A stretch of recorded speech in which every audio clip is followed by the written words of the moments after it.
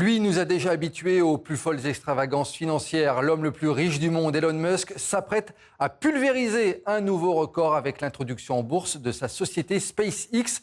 Et c'est le thème ce soir du Décryptage Éco.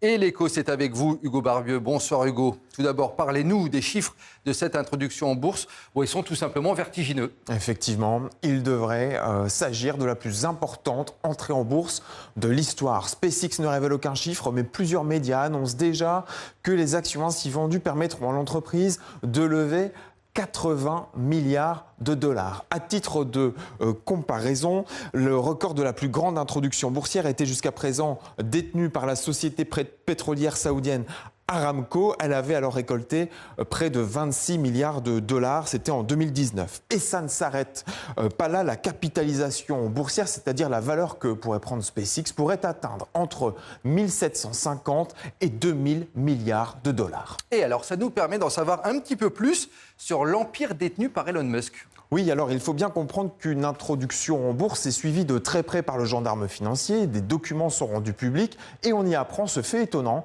SpaceX perd de l'argent. Malgré un chiffre d'affaires de près de 19 milliards de dollars en 2025, la perte opérationnelle est de 2,6 milliards de dollars. Explication, les investissements pharaoniques dans les nouvelles fusées pèsent très lourd sur les comptes de l'entreprise. Alors, comment SpaceX génère-t-elle des revenus, Hugo ? Eh bien, SpaceX ne fait pas qu'envoyer des fusées dans l'espace, même si les contrats avec la NASA et le Pentagone rapportent effectivement de l'argent. Il y a en fait plusieurs autres activités. Le vrai moteur, c'est Starlink. Starlink, ce sont ces milliers de satellites qui permettent de se connecter à Internet partout dans le monde.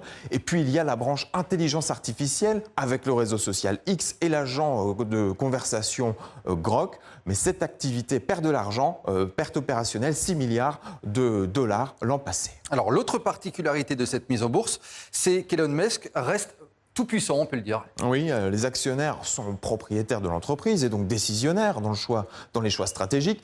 Sauf qu'Elon Musk possède en fait des actions spéciales avec 10 fois plus de voix que les actions ordinaires.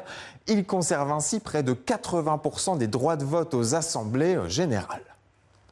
Et en plus du pouvoir, Elon Musk va pouvoir démultiplier sa fortune. Est-ce qu'il en avait vraiment besoin, ça on se demande? Eh bien, oui, alors si on compte ses parts dans l'entreprise et les plans de rémunération, Elon Musk pourrait devenir le premier billionnaire de l'histoire. Oui, vous avez bien entendu, une fortune personnelle qui dépasse les 1000 milliards de dollars. Et non, ce n'est pas encore assez visiblement, car il pourrait en plus obtenir une rémunération à hauteur de 7,5% du capital de SpaceX. C'est bien dans son contrat, mais à une condition, la colonisation de Mars avec une colonie d'1 million de terriens. Le Décryptage Éco, signé Hugo Barbieux. Merci beaucoup, Hugo.